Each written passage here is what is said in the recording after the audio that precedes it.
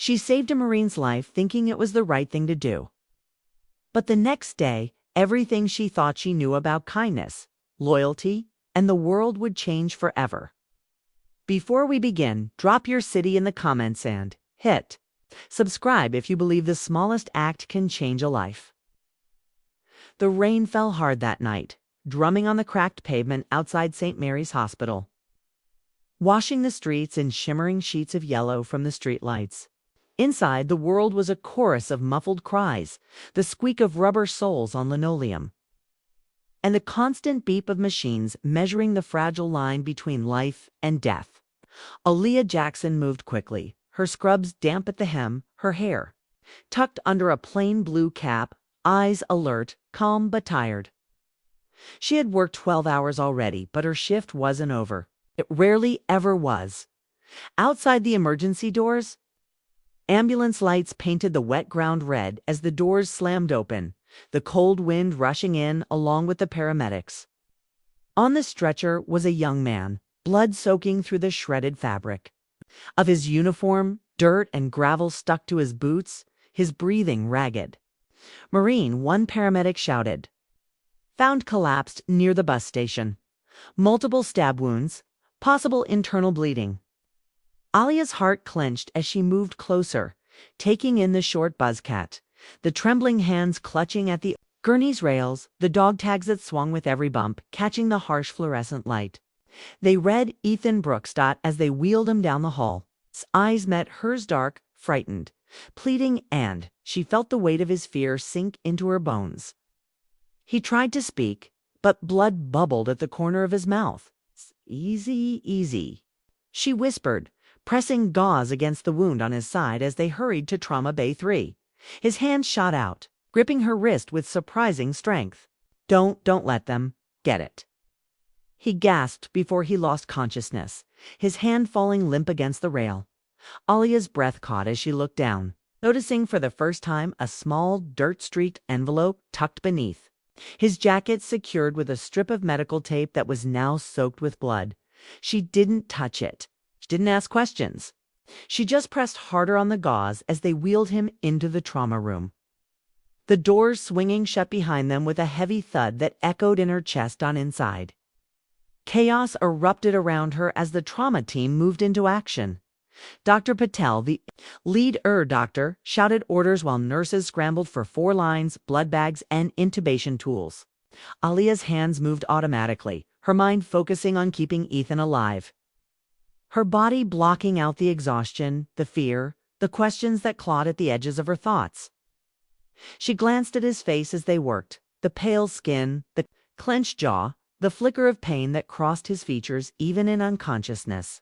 There was something there, something deeper than the physical wounds. A shadow that lingered just beneath the surface as the monitors beeped, announcing every fragile beat of Ethan's heart. Aaliyah felt something shift within her, a quiet promise, forming in the deepest part of her spirit. She would not leave him. She would stay, no matter what it cost her, no matter what secrets he was hiding. She didn't know why, but she knew that this moment mattered, that this young Marine's life was tied to something bigger, something that would ripple far beyond the cold walls of this hospital. Outside, the storm raged, thunder rolling across the sky as lightning split the darkness. Inside, Aaliyah pressed a reassuring hand on Ethan's shoulder as they stabilized him, whispering, "You're safe now. You're not alone."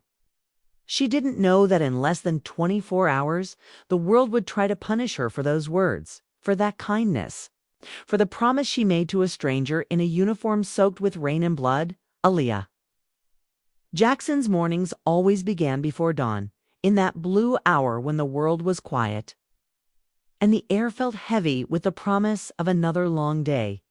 Her apartment was small but clean, filled with the gentle hum of an old fridge, the ticking of a plastic wall clock, and the faint scent of lavender her mother, Linda Jackson, loved to sprinkle on the curtains.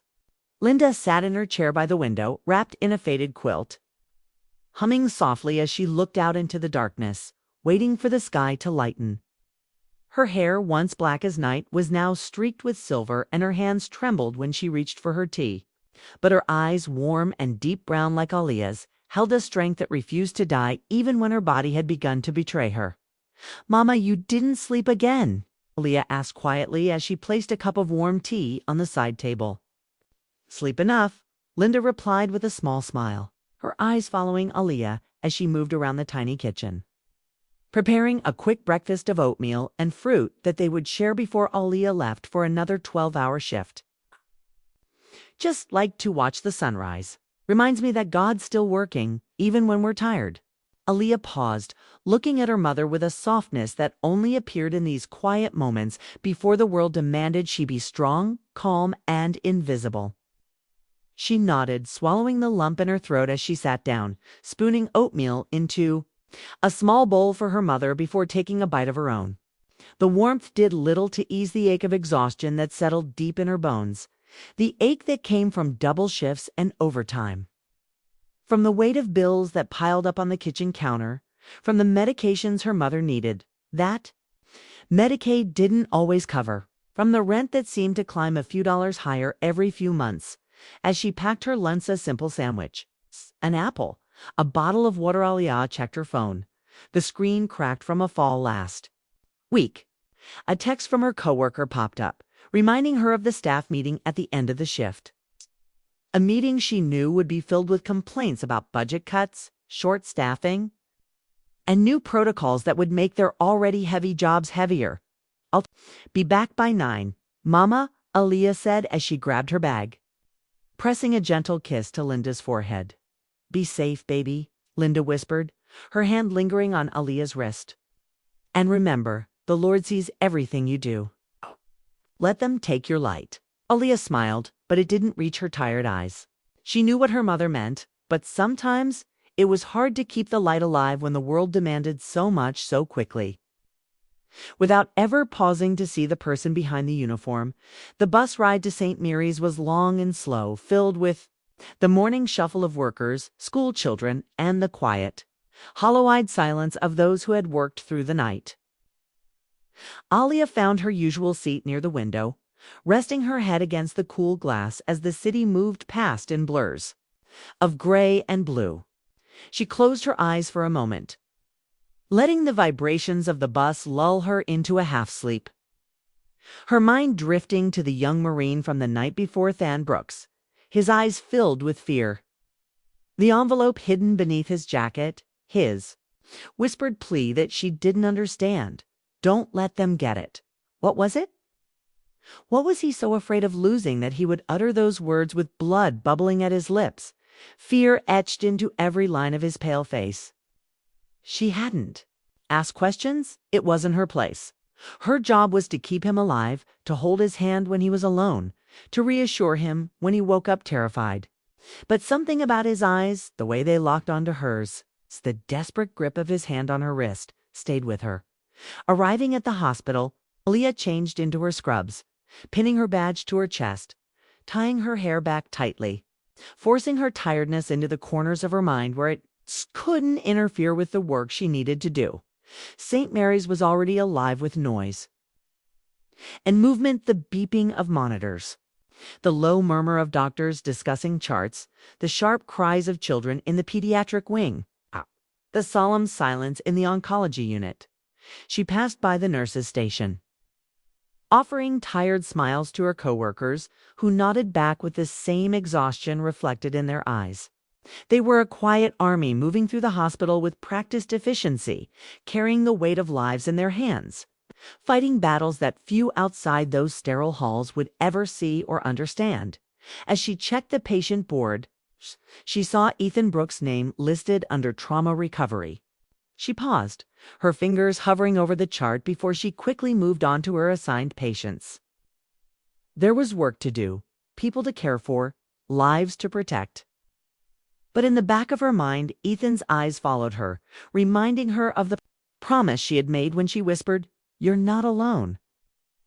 Hours passed in a blur of tasks, changing bed linens, checking vitals, administering medications, comforting a sobbing mother whose child was running a high fever, holding the hand of an elderly man who was too weak to speak but squeezed her fingers in silent gratitude.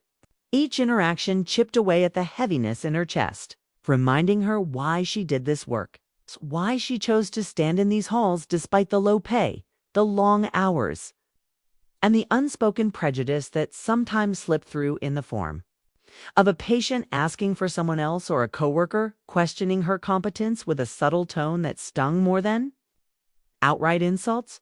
She moved with a quiet grace, unnoticed by most, yet essential to all, carrying stories that never made the news, performing acts of kindness that no one would ever see, all while fighting a silent war within herself, to keep believing that her small, unseen acts of love mattered.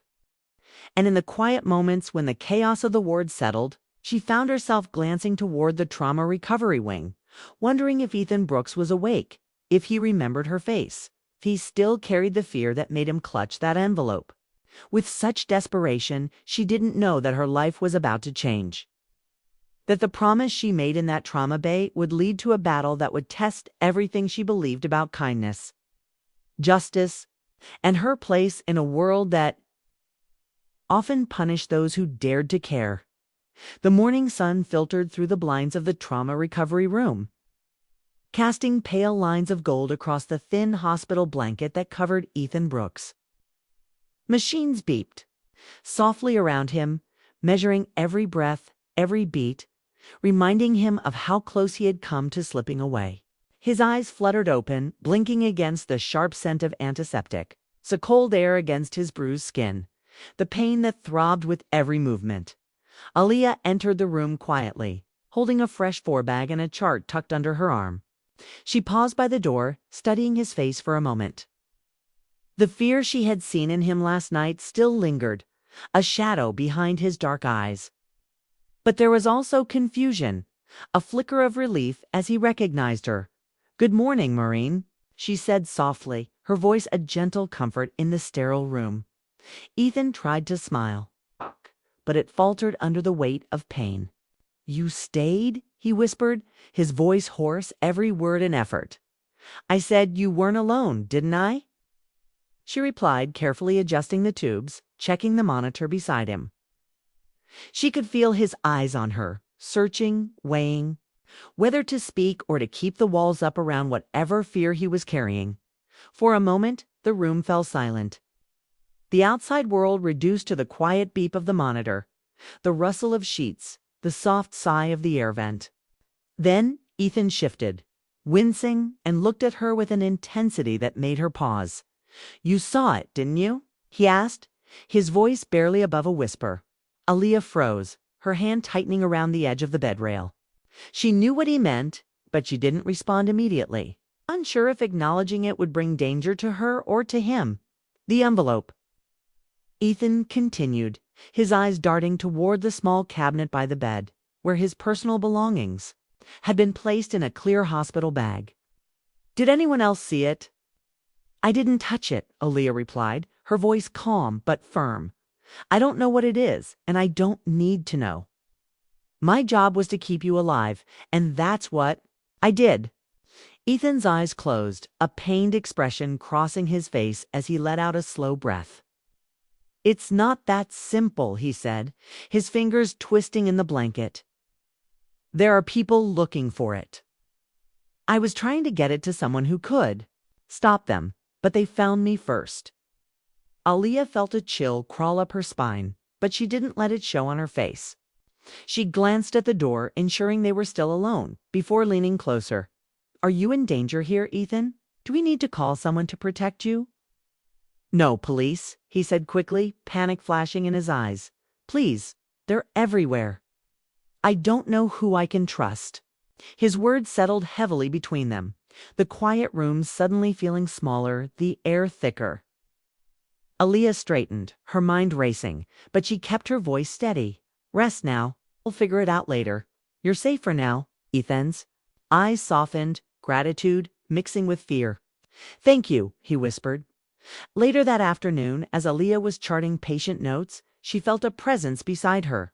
She turned to see Richard Cole, the hospital administrator, standing there with his hands clasped behind his back, his expression unreadable. His expensive watch glinted under the harsh fluorescent lights, a small symbol of power he never let anyone forget. Aaliyah, can I speak with you for a moment? He asked, his tone polite but carrying the weight of authority that made even seasoned nurses pause.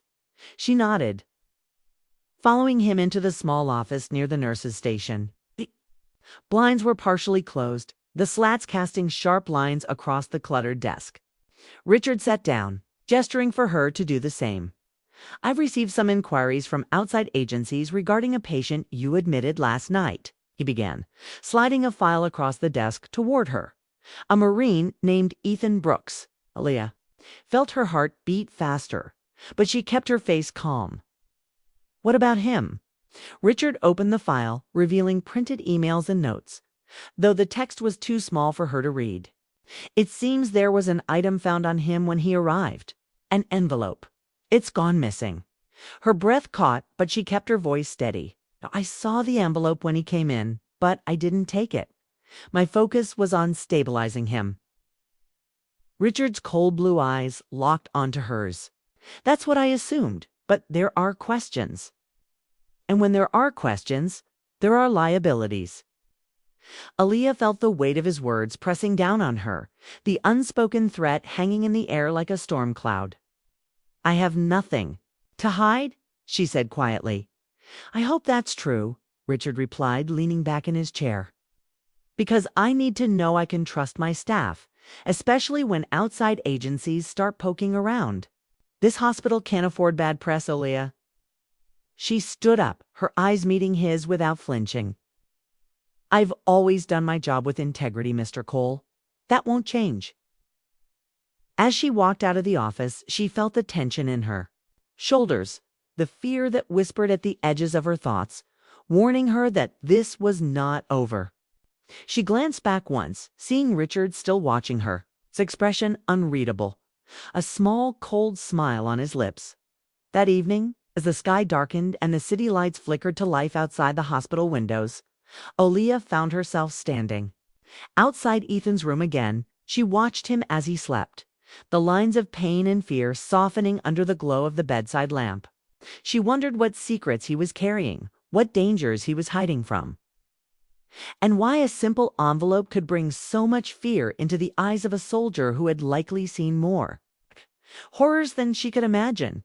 She didn't know that tomorrow would bring everything crashing down, that her promise to protect him would lead her into a storm she couldn't walk away from, that her quiet life of kindness and small mercies would become the center of a fight she never asked for but could not ignore. Outside, the wind howled, rattling the windows as the storm rolled in, and Aaliyah closed her eyes, whispering a quiet prayer for strength, because deep down she knew something was coming, and it would change everything. The hospital was alive with its usual chaos the next morning, but there was a tension in the air, a crackle of whispers that followed Aaliyah through the halls as she moved from patient to patient. She felt it in the way people glanced at her, conversations pausing when she entered, eyes dropping quickly, as if the walls themselves had learned a secret she was the last to know. She tried to ignore it, focusing instead on Mrs. Alvarez, who needed her blood sugar checked, on Mr. Crawford, who liked to joke that pretty nurses make the pain go away, on the quiet child in room 402, whose tiny hand clutched her finger while she adjusted the 4 drip. But every time she turned a corner, she caught sight of Richard Cole speaking in hushed tones with security, his eyes flicking toward her with that cold, calculating look that made her stomach tighten. During lunch, Aaliyah sat in the staff room, trying to eat a sandwich that felt like cardboard in her dry mouth, the TV above playing muted news, while nurses scrolled through their phones, laughter forced and brittle. She checked her phone, seeing a missed call from her mother, Linda, followed by a simple text, "Love you, baby." Aaliyah's fingers hovered over the screen, her chest tightening with the urge to go home, to crawl into the safety of her mother's quiet humming and the lavender curtains that smelled like hope. But she had work to finish, lives to care for, promises to keep. As she stepped back into the hallway, she saw Ethan's room door open, the bed empty, the sheets rumpled, the machines turned off. Panic shot through her as she walked quickly to the nurse's station. "Where's the Marine?" "From room 314, she asked, but the young nurse on call looked up, eyes wide. He's gone, Aaliyah. They said he was discharged early. I thought you knew." Aaliyah felt the world tilt, her mind replaying Ethan's fear. The whispered, "Don't let them get it." And the envelope she had seen under his jacket? Her pulse roared in her ears as she turned, almost colliding with Richard Cole, who stood there with 2 security officers flanking him. A folder clutched tightly in his hand. "Aaliyah Jackson," Richard said, his voice loud enough for heads to turn, for the hallway to grow silent, the beeping monitors and distant coughs, the only sounds filling the heavy air. "You are being placed on administrative leave, effective immediately, pending investigation." She stared at him, unable to speak. Folder in his hand, opening to reveal papers she couldn't read, words like theft, evidence. Federal inquiry, blurring as her eyes burned. "I didn't take anything," she managed, her voice hoarse, but Richard shook his head, his expression a mask of cold authority. "We have reason to believe you were the last person in contact with the item in question. Please hand over your badge and your keys." Hands trembling, she reached for her badge, unclipping it from her scrubs. It's a small plastic rectangle that had opened doors, that had given her purpose, now heavy with shame as she placed it in his hand. Around her, nurses and patients watched, some whispering, some looking away, but none stepping forward as she handed over her keys. Her entire world collapsing quietly in the hallway she had walked so many times with tired but purposeful steps. "You can collect your belongings under supervision," Richard added, turning sharply, leaving her standing there, cold and empty. The security guards gesturing for her to follow. As she walked to the locker room, her vision blurred. Memories of Ethan's frightened eyes mixing with the humiliation of each step, the weight of every stare pressing into her shoulders. She opened her locker, pulling out the small photo of her and Linda. Her lunchbox, the pen she had bought on her first day at St. Mary's, now symbols of a life she wasn't sure she would get back. When she stepped outside, the sun was too bright, the air too warm for the way she felt. Her world hollow as she walked to the bus stop with her bag clutched tightly to her chest. Her phone buzzed again, Linda's name lighting up. But Aaliyah couldn't answer, not yet. Not while the shame burned so deeply that she felt she could barely breathe. On the bus ride home, the city blurred past, people boarding and exiting, the world continuing as if her life hadn't just been ripped apart. She replayed Ethan's words, the fear in his voice, the envelope she hadn't touched, and the betrayal in the eyes of those who had once trusted her. She pressed her forehead against the cold window, her tears silent as they slid down her cheeks, wondering how helping someone could destroy everything she had worked for. How kindness could be twisted into a crime. How a promise whispered to a frightened Marine could cost her the life she had built for herself. And her mother. When she finally reached home, Linda opened the door, her eyes searching Aaliyah's face, reading the truth before a word was spoken. "Oh, baby," Linda whispered, pulling her into a gentle embrace. The scent of lavender and old wood wrapping around Aaliyah like a blanket. Her mother's trembling hand stroking her hair as Aaliyah broke, the sobs tearing from her in quiet, painful gasps. "Mama, I didn't do anything wrong," she whispered, her voice breaking. "I just tried to help him." Linda held her tighter, rocking her gently as if she were still a child, her voice soft and steady. "I know, baby, I know. God sees what they don't.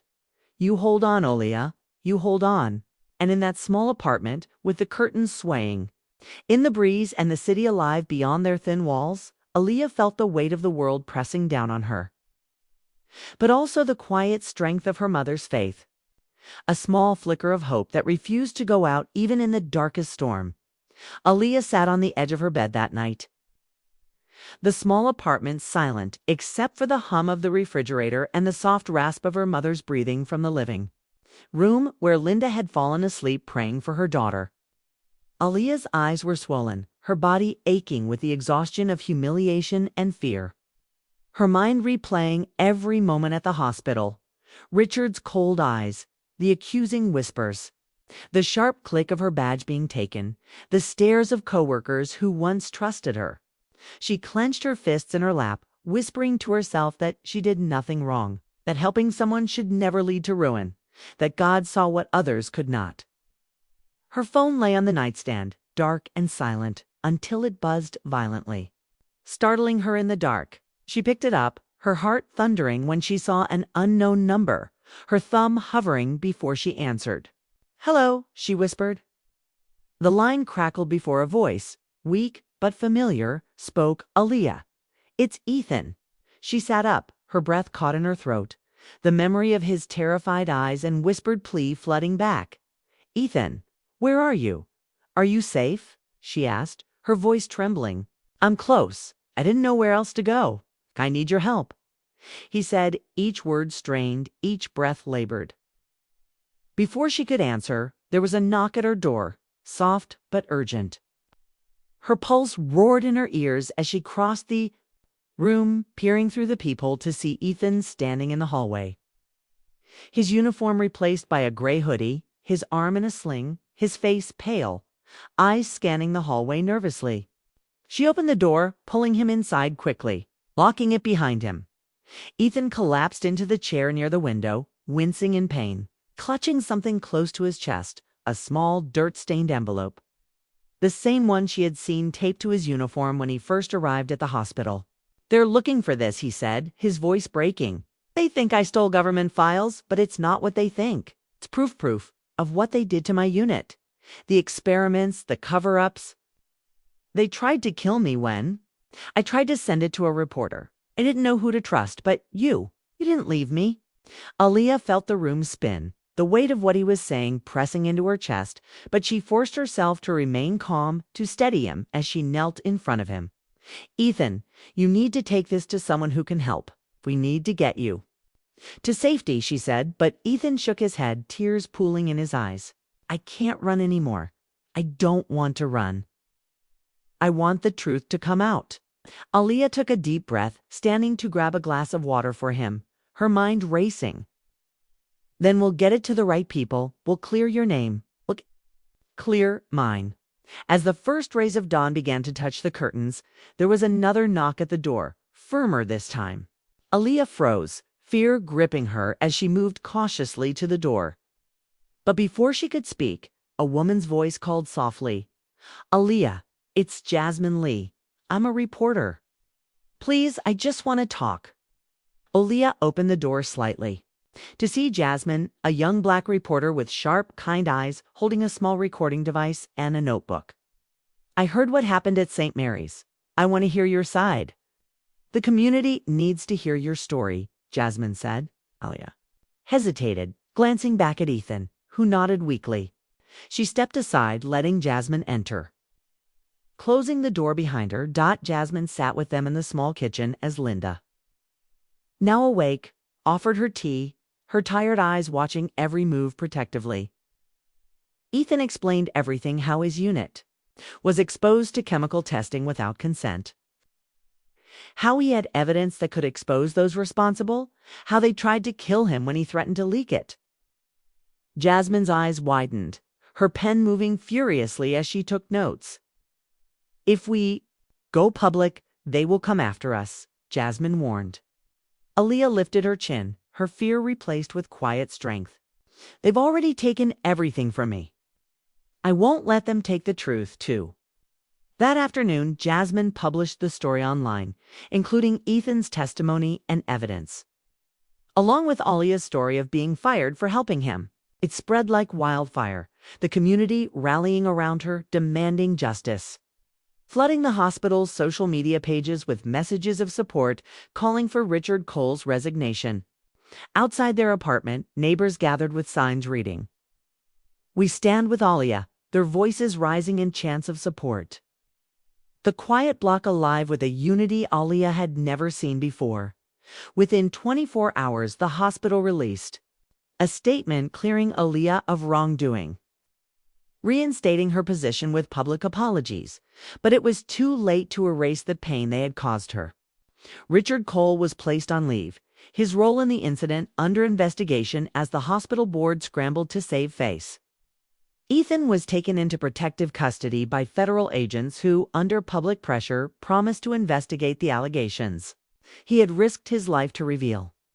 As the sun set, Aaliyah stood at her window, watching the lights of the city blink on. The sounds of laughter and cars drifting through the warm evening air. Linda came to her side, placing a hand on her daughter's shoulder. "See, baby? God sees what they try to hide. You stood in the storm, and you didn't let it take your light." Aaliyah turned, tears streaming down her cheeks. But this time, they were tears of relief, of pride, of quiet triumph. She hugged her mother tightly, whispering, "We did it, Mama.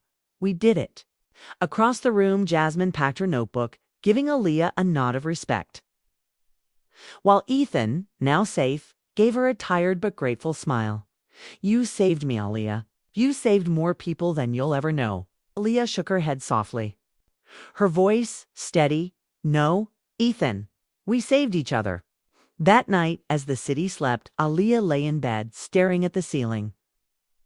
The weight she had carried for so long lifted, replaced by a quiet, burning purpose. She had learned that kindness was not weakness, that standing for what was right often came with a price, but it was a price worth paying.